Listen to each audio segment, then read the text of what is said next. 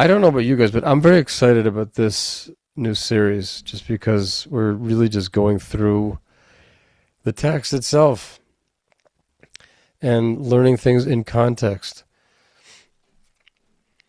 So, what we're going to be covering today is we are still in the first chapter, if we are going by the chapter system. We are in the first chapter, and we're going to be covering verses 10 through 18. Verses 10 through 18 comprise actually two sections of text. So they are going to be treated in a certain sense as separate pieces. Both of them are ptuchot, parshiot ptuchot, which is the Masoretic organization of things, which we are following.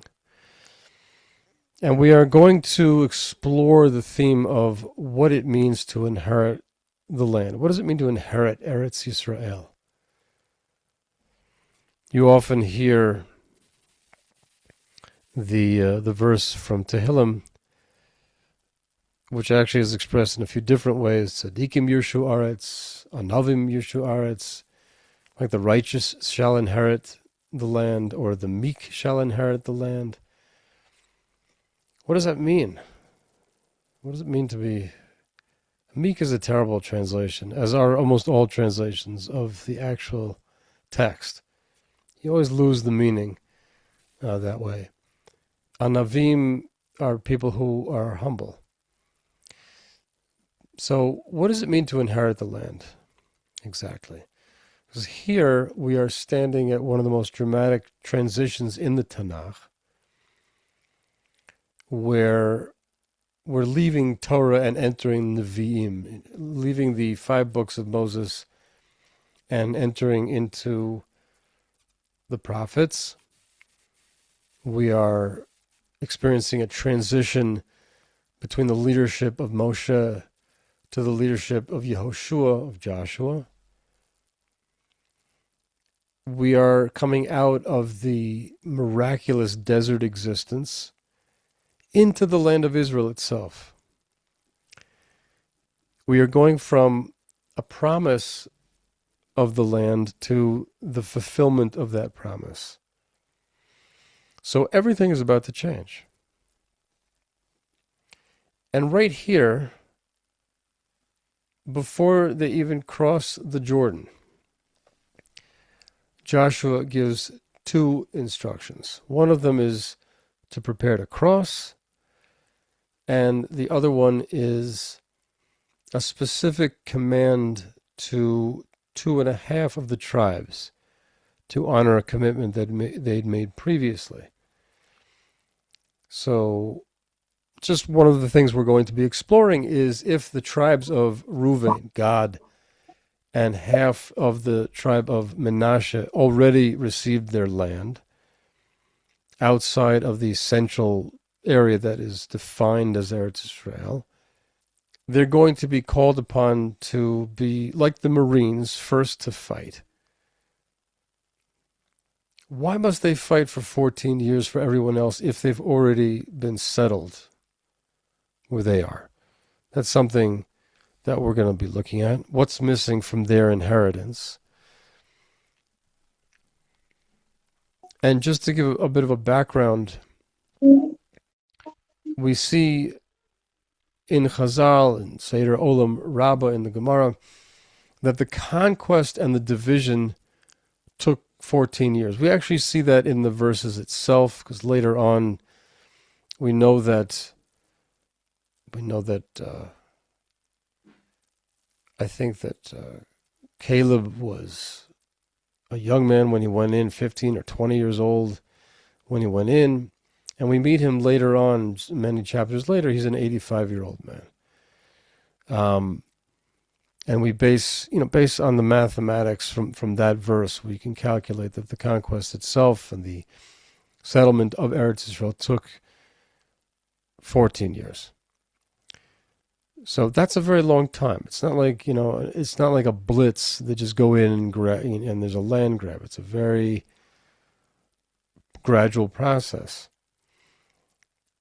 So the obligation of these 2.5 tribes spans the entire national process that we're going to look at. So if we go to verse 10, it says the following. Vayitzav Yehoshua et shotrei ha'am lemor. Joshua commanded the shotrei ha'am. These are the, let's say that we have judges, which are shoftim, and we have enforcers, which are called shotrim. In modern Hebrew, a shoter is a police officer. Shitur is policing. It's derived from this word. The first word in the verse was vayetzav, which in this case is past tense of the verb litzavot, which means to command. This is the same root as the word mitzvah. Okay. So he commanded them, and he said, Ivru, next verse, Ivru b'kerev hamachaneh, pass through the camp, vitzavu et ha'am, and command the people, lemor, saying, Hachinu lachem tzeda, prepare for yourselves provisions. Ki ba'od shloshet yamim, for in another 3 days, atem ovrim et hayarden hazeh, you're going to cross the Jordan, this Jordan, meaning to say the Jordan River that they are basically standing against.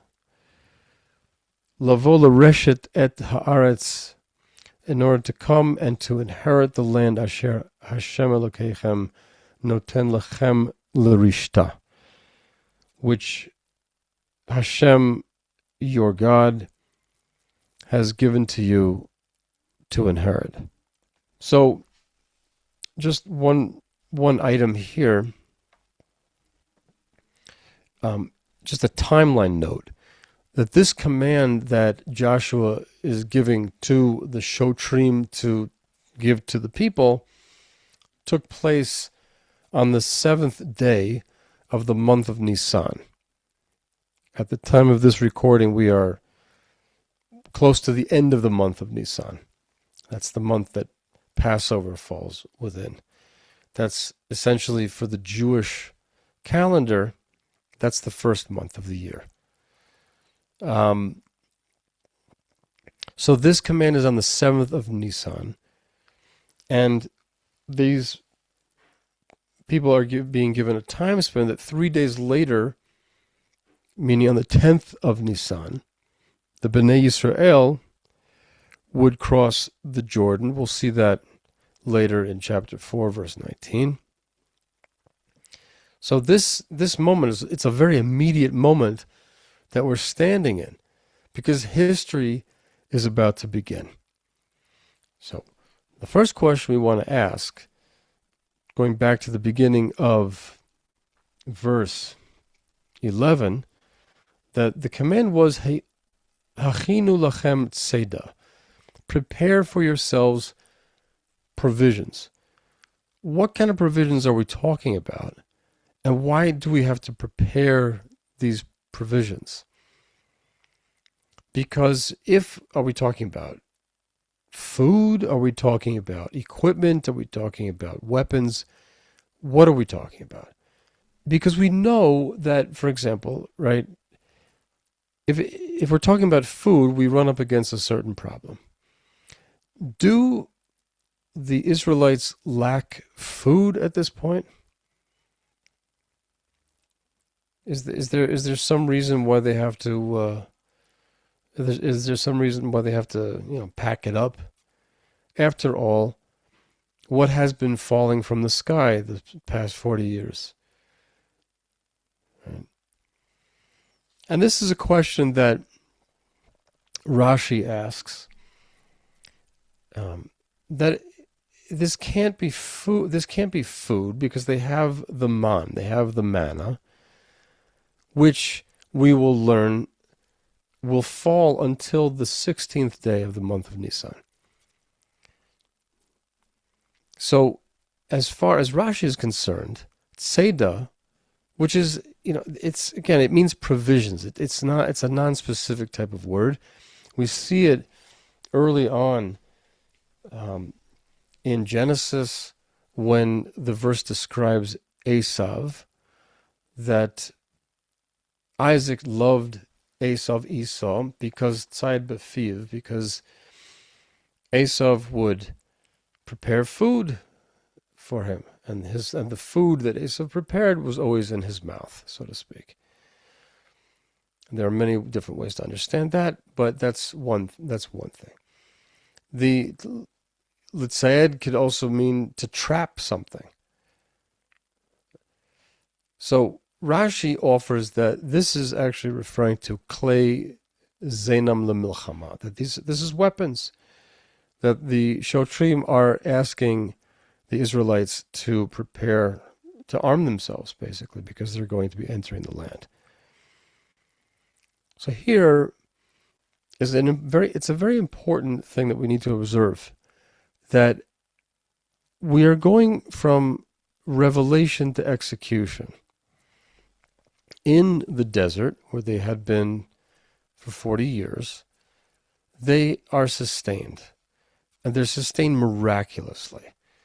When they enter the land, they have to organize, they have to prepare, and they have to fight. So there's an important clarification that we need to make over here. For people who are not used to looking at the Tanakh this way, that the Tanakh here is concrete, it's national, and it's practical. It's not merely symbolic. Very often, especially in Christianity, there's a tendency to turn all these themes into metaphors, into symbols. So, Eretz Yisrael, the specific land of Eretz Yisrael is, becomes like a spiritual state. You don't need a temple anymore because he's the temple. You don't have sacrifices anymore because he's the lamb. There's no specific nation that's being addressed anymore. There's no specific Israel anymore. That's like everybody. Everybody gets grafted in. But that's not the intention of the Tanakh. In the Tanakh, there is a real land. There is a specific place. There's a real crossing into that land. There's real war, real conquest.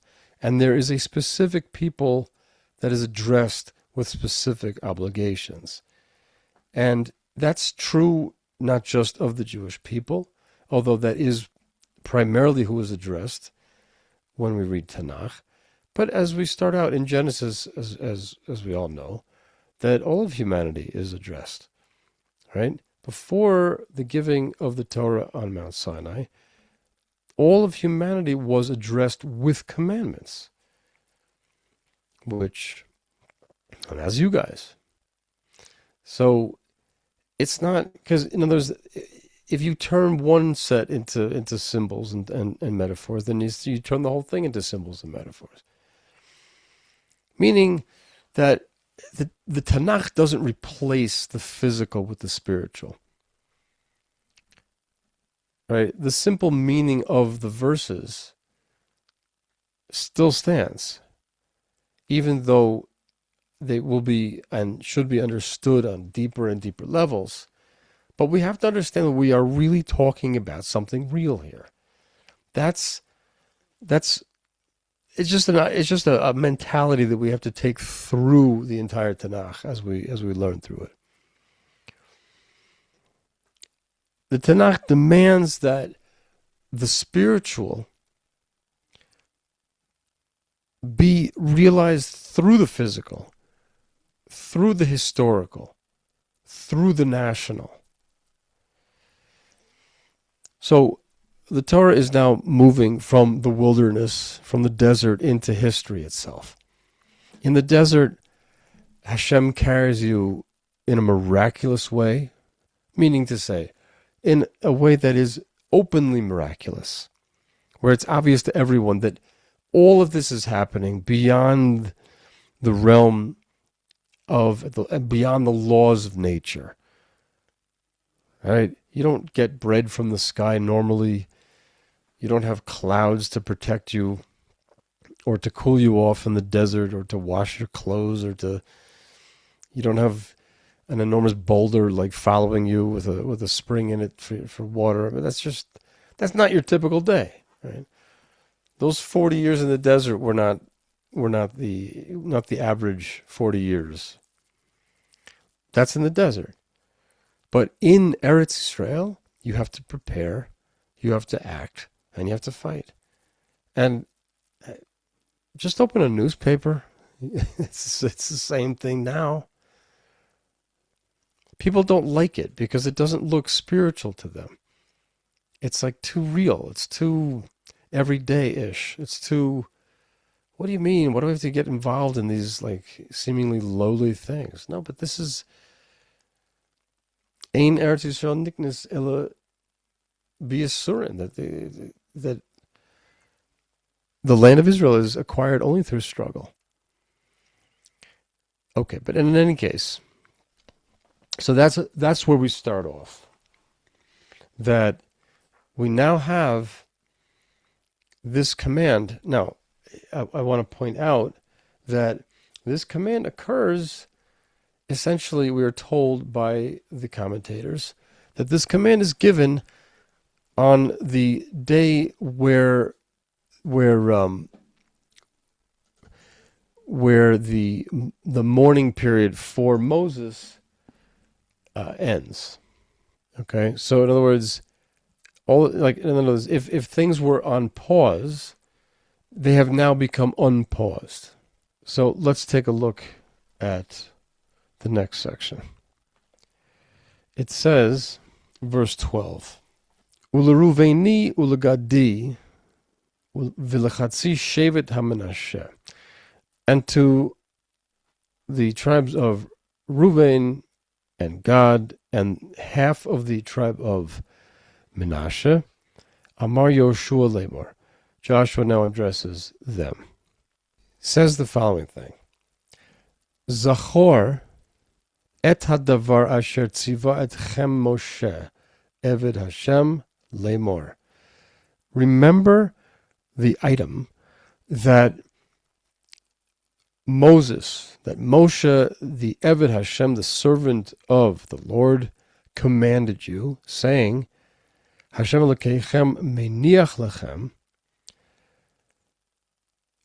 the Lord your God, meniach lechem. The word meniach here literally means caused you to rest, caused you to settle, has settled you essentially. He has settled you. These 2.5 tribes were settled outside the land. Where does this come from?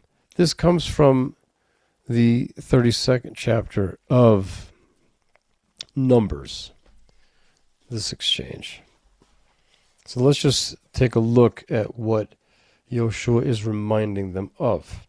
So this is after the war of Midian, and these tribes had amassed a tremendous amount of spoils from the war, including a lot of cattle.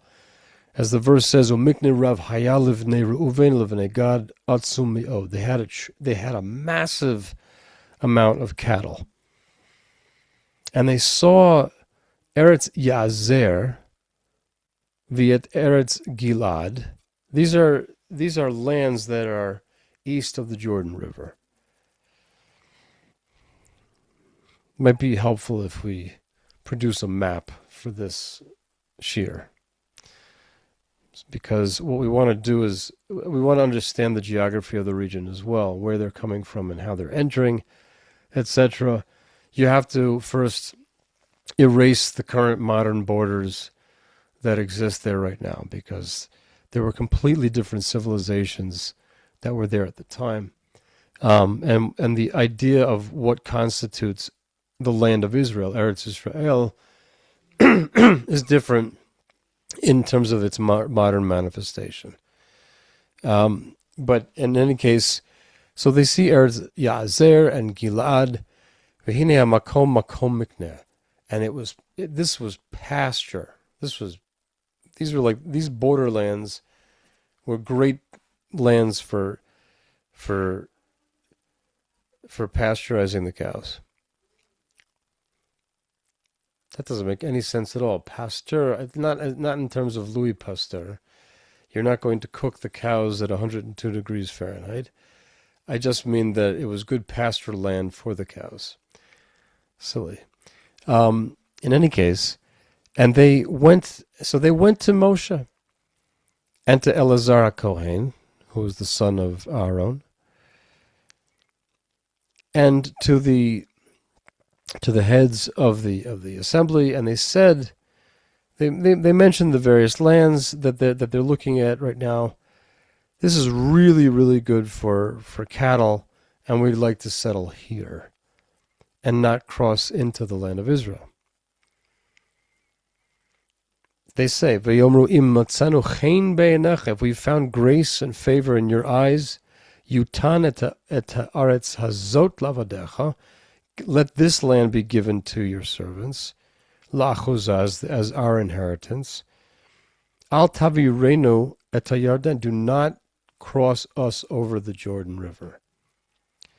Now, you, I'm sure, know that one of the most tragic events in the Tanakh itself, in the Torah itself, is the sin of the spies, who made a reconnaissance mission to the land of Israel and brought back a very foreboding report of what they saw, which caused the entire nation to complain that they were essentially being brought into a dangerous land that would destroy them.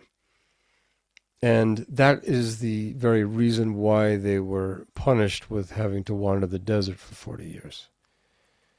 So at the end of this 40-year period, when you have 2.5 tribes approaching Moshe and saying, "Don't cross us over the Jordan,"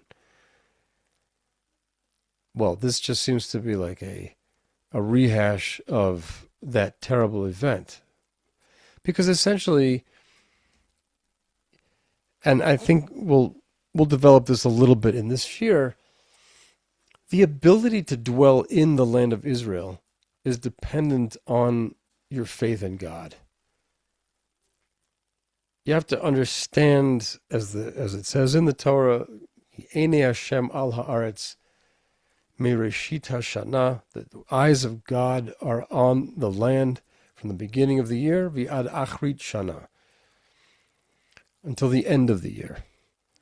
Meaning that this is a place of special providence, and things don't operate quite as they do outside of Eretz Israel. But it takes a lot of faith to believe that and to tough it out here. And not having that faith is really what brought about that tragedy of the spies. Because in a certain sense, it's like not having enough faith not to reject the mission of entering the land. So there's obvious concern on the part of Moses when he's presented with this request by the 2.5 tribes. This is chapter 32, verse 6. It says, "Vayomer Moshe," Moses says, "Livnei Gad u'vnei Reuven," to the children of God and the children of the tribe of Reuven, "Ha'achechem yavo lamilchama," will your brothers come to fight? Ve'atem teshvu vo, and you're going to sit here? You're going to stay here while they go fight for the conquest of the land? And v'lama tnivun et leiv b'nei Israel, why are you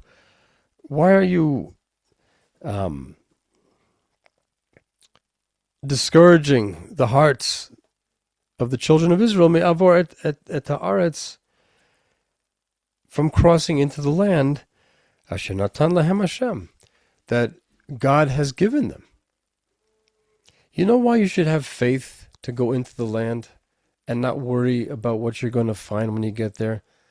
Because God gave it to us. That's why. And if that's the case, we're not being led to our deaths. We have a specific phrase from Chazal that in HaKadosh Baruch Hu Babitruna Imbriotav, that God does not play tricks on his creations. If he said that this is the land that belongs to us, then we are going to be able to inherit it. Why are you now coming, 2.5 tribes? Why are you now coming and seeding doubt in the minds of the people? And then he goes through the whole, then he reminds them of what happened 40 years prior to that, and how that really angered Hashem, and how there was and basically the basically, what it said, Ko asu avotechem, this is what your forefathers did. Now, why is he saying this is what your forefathers did, as opposed to saying this is what you did? Because the decree at that time was that the generation that had left Egypt, that had complained in this way and said, we're not going to go into that land. How can you take us there?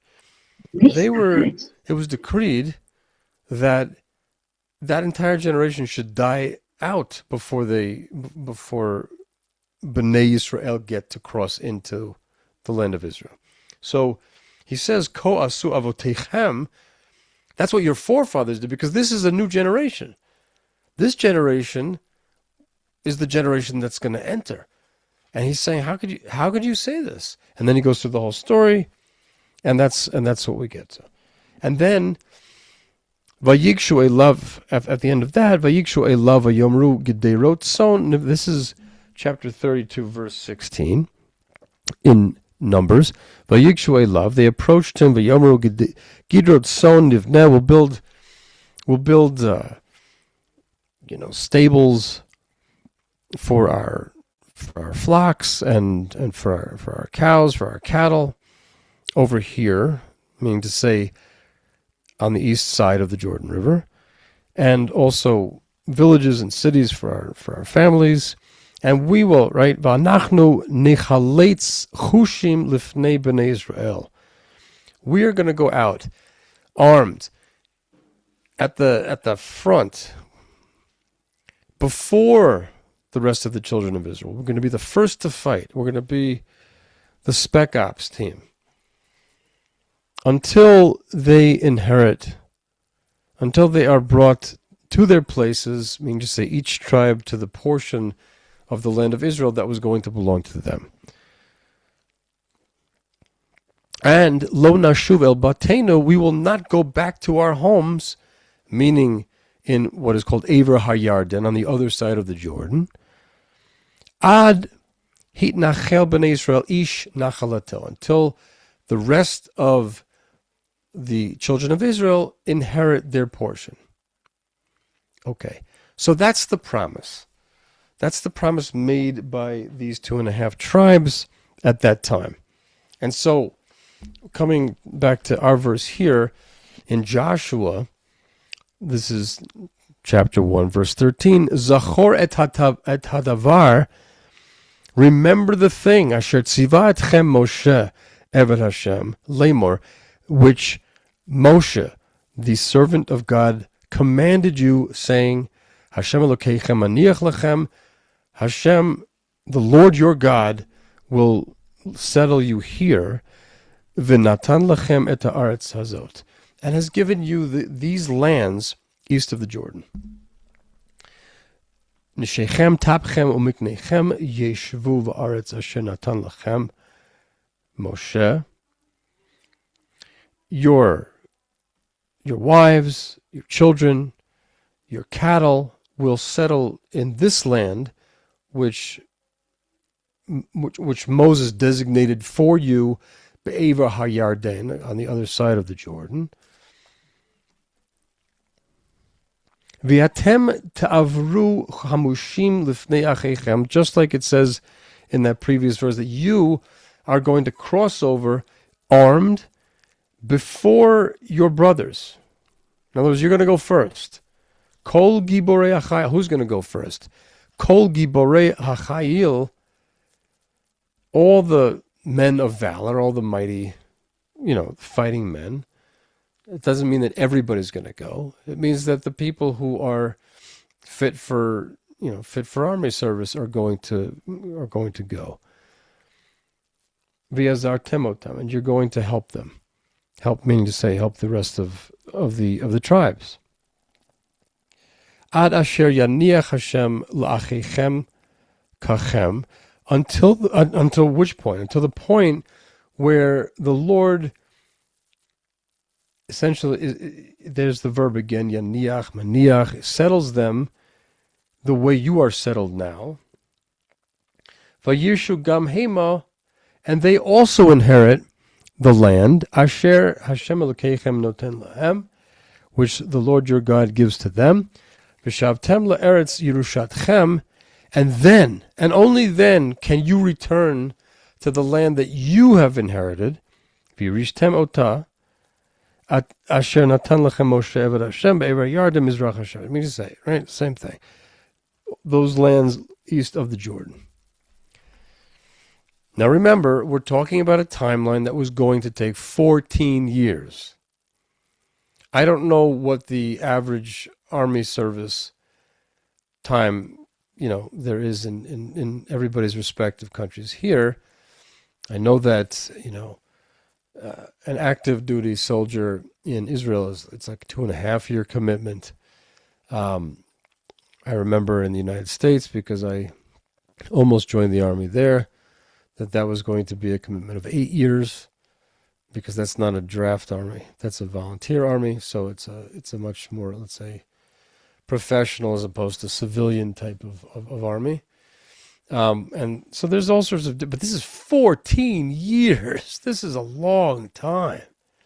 Try to think back 14 years of your life. Where were you then? And all the things that have happened since. That's a very, very, very long time to essentially be in the military.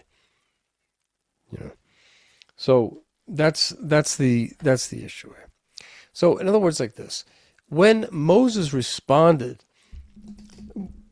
will your brothers come to war and you're going to sit here? It sounds like a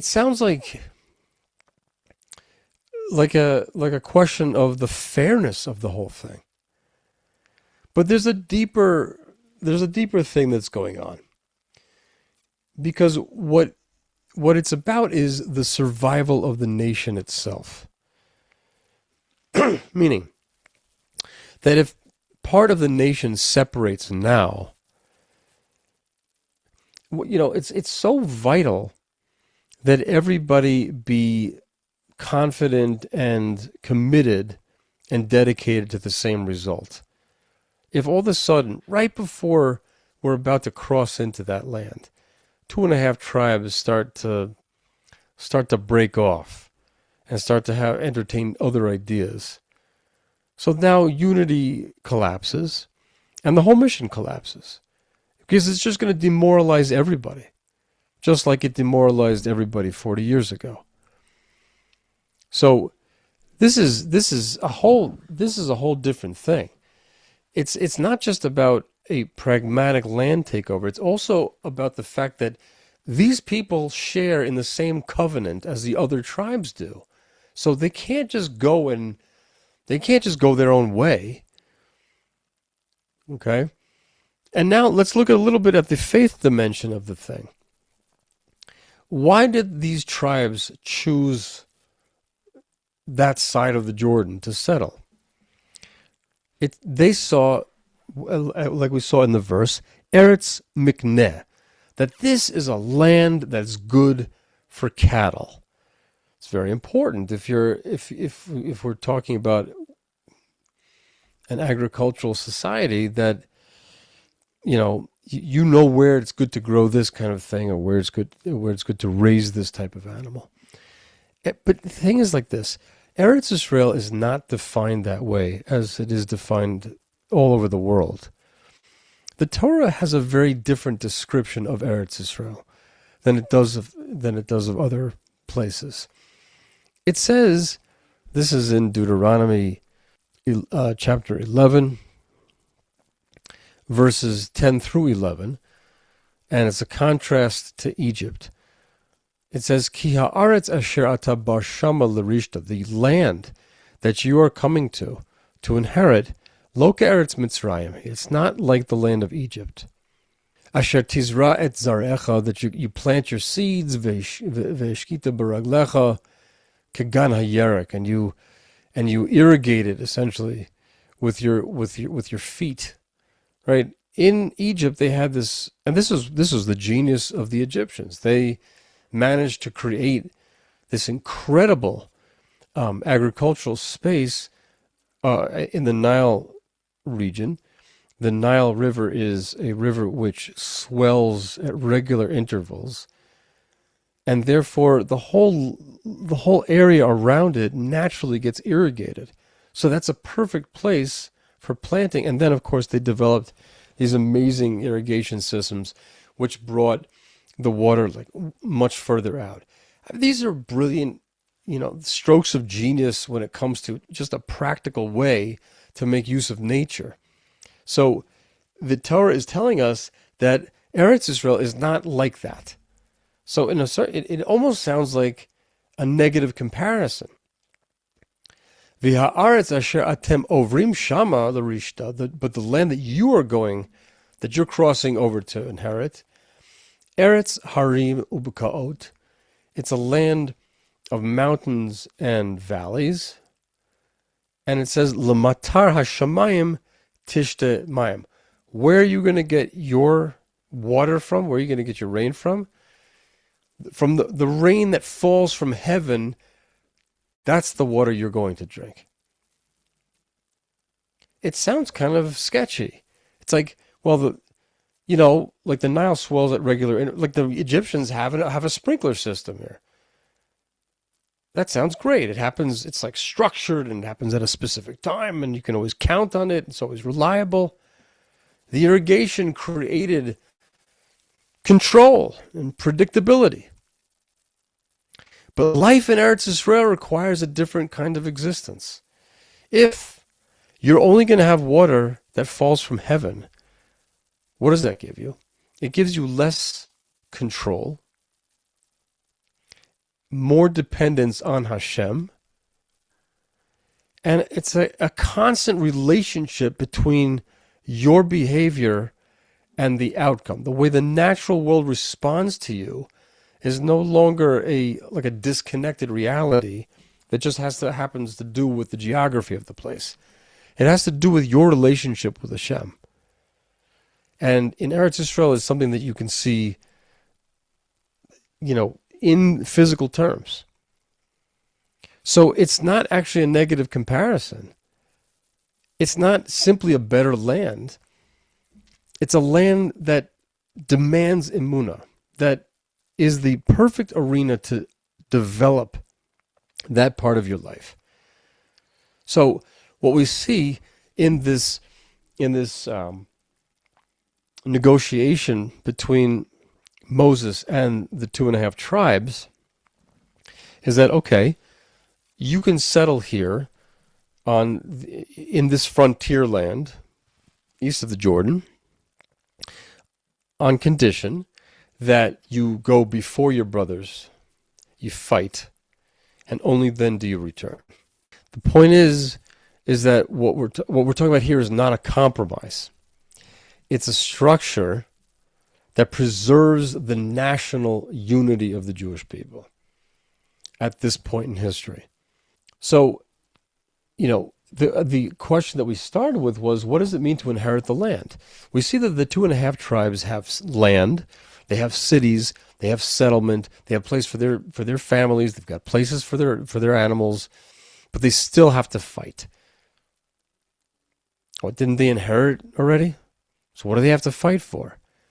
What is it? What does it mean to inherit? The word in Hebrew is Yerusha. What is a Yerusha? It's not owning land. That's the first thing that we have to understand. It's shared conquest. Meaning in this case, it's a covenantal thing. It is shared conquest. It's national unity. And then it is menucha. It is being caused to rest in your place. And that what that means is that you can possess land and still not inherit it. Also an important point, because a question that is asked and it's not a simple question to answer is, if, let's say, what we define as Eretz Israel are the lands that are west of the Jordan, then what is the status exactly of the lands that lie east of the Jordan, which have been given to these 2.5 tribes? And the answer is that Aver HaYarden, the lands on the other side of the Jordan, is a real nachala. It is a real tribal inheritance. So, from that standpoint, that is Eretz Israel also, at least in some aspects. It's not the center focus of what is Eretz Israel. It's confusing. I think that it's probably not the time to go into it, but it's something to think about, especially these days when there's a big concern about the Greater Israel Project that people keep bringing up. I guess we'll have to see what happens, huh? So, we're talking about full obedience. Okay, let's go into the next thing. Okay, so Joshua has said, you have to carry this out until your brothers have been settled, right? Then you can go back and settle in Aver HaYarden Mizrach HaShemesh on the eastern side. So now here comes the response of the 2.5 tribes, starting with verse 16. V'ya'anu et Yoshua lemor. They answered Joshua, saying, Kol asher tzivitanu naseh. Everything that has been commanded of us, or anything that you command us, naseh, we're going to do it. El kol asher tishlachenu nelech. Wherever you send us, we'll go. Kechol asher shamanu el Moshe. Just in the same way that we fully listened to Moshe, to Moses, ken nishma elecha. We will also listen to you. We'll also obey you. But now here comes the interesting part of the verse. Rak yeh Hashem Elokecha imach. Just let the Lord your God be with you. Kasher haya im Moshe. The way he was with Moses. Kol ish, any person, any man, asher yamreh et picha, who contradicts what you say, v'lo yishma et divarecha, and does not obey your words, l'chol asher titzavenu, that you command him, yumat, he'll be put to death. Rak chazak ve'ematz, and here comes that phrase again that we saw last time, only be strong and of good courage. Now, if you'll remember from last time, this was a phrase that was repeated 3 times, and it was from God to Joshua, and now that same phrase is being told to him from the ground up, from the people to Joshua. Be strong and of good courage. What are we talking about here? Why such extreme language? So we know that, we understand with regard to the 2.5 tribes, we need unity. Without unity, the whole thing falls apart. We understand that there's no nation if there's no unity. But here, we see something else. He said, go and fight just like you said you would. They said, we're going to do it. We're going to listen to you just like we listened to Moses. We're going to obey every word. And anybody who doesn't obey your words will die. As long as what? Hashem has to be with you the way he was with Moshe. What does that mean? How will God be with somebody? Only if that person is completely and utterly faithful to God. Meaning to say that if you, Joshua, are worthy of that level of divine providence, if you're a worthy enough leader, then we will owe you the same allegiance that we owed Moses. Right? That's their condition. So that tells you something about, in a certain sense, I don't want to say they're managing up, because they're declaring their fealty to Joshua. But in a sense, there's a certain democratic quality to Klal Yisrael, and that we are all under God, right? The authority flows from God. So to the extent to which our leaders carry out that authority, that is what gives them authority over the rest of us. And furthermore, they say it, very start. Anybody who doesn't listen to you, you must. He will be put to death. Who's going to put him to death? Who's going to put him to death? So, and then they say, Rak Chazak ve'eman, but you must be strong and of good courage. What's going on over here? What's going on over here? If we look in the Metzudat David, he says something very interesting. He says that, right, looking at verse 17, he says, when they say, be strong and of good courage, Lo nishma elech, we will not listen to you, rak k'shiyeh Hashem imach, unless Hashem is with you. Aval lo bezulat.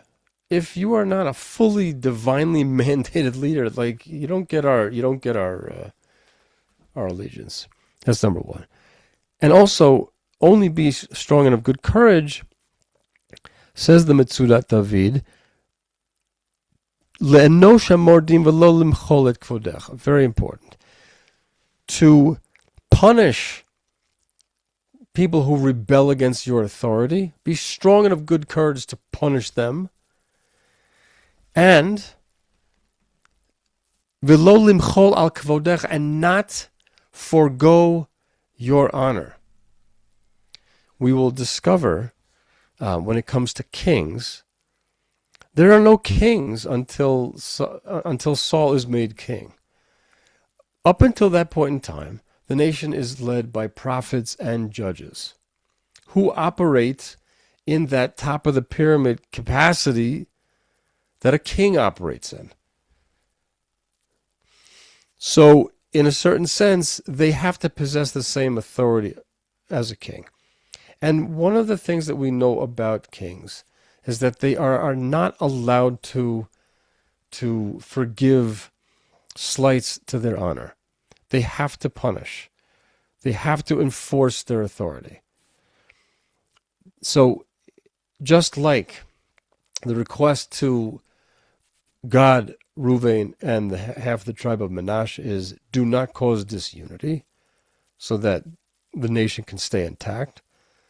They are saying back to him, there can't be a real conquest unless you are not just a leader, but an authoritative leader. And an authoritative leader has to enforce his leadership. So Hashem says it, the people say it, enforce your authority, do not forgo your leadership. An important thing that we're getting out of this is that the definition of leadership in the Torah is not softness. We know that humility is a vital part of a Torah personality. Puffed up, conceited people those are not desirable traits. I mean, for anybody, really. Why? Because we need to make room in our lives to honor the one to whom all honor is due, which is the Ribono Shel Olam, the master of this universe. So On the one hand, you need to have an anav, you need to have somebody who possesses humility. So where it says anavim yirshu aretz, that the humble will inherit the land, well, quite rightly, that's exactly the people who are going to do it. Nevertheless, these are leaders and these are people of authority. It's a disciplined kind of responsibility. And we know about Joshua that he was a very humble human being. But now he has to step into this role. So, what do we get from this? Lots of very interesting tidbits. That Ever HaYarden, the lands that are inherited by the 2.5 tribes east of the Jordan River, is a real nachal, is a real inheritance, which means that now what we think of as Eretz Yisrael, the land of Israel, will also encompass lands east of the Jordan. However, if the 2.5 tribes don't share in the struggle, then the inheritance is incomplete. And without unity, the nation is fragile. And without real authority from the top, this whole thing becomes impossible. The Torah's vision of the land, of Eretz Yisrael, of the land of Israel, is not how much territory is held. I mean, the technicalities of where the land borders are, that is what they are. So it's not a matter of quantities. The Torah itself defines exactly where Eretz Yisrael is, where its borders can be expanded, when it cannot. But the main thing that's coming out here is whether a people stands together in responsibility, authority, and a shared destiny. You don't inherit the land when you receive it. You inherit it when you build it together, when you've conquered it together. A portion in the land without a portion in the Jewish people itself, that's not what we call a Yerusha. That's not an inheritance. Geography can divide a nation, but a shared mission unifies the nation. And we'll pick up with what is the second chapter of Joshua next time we meet.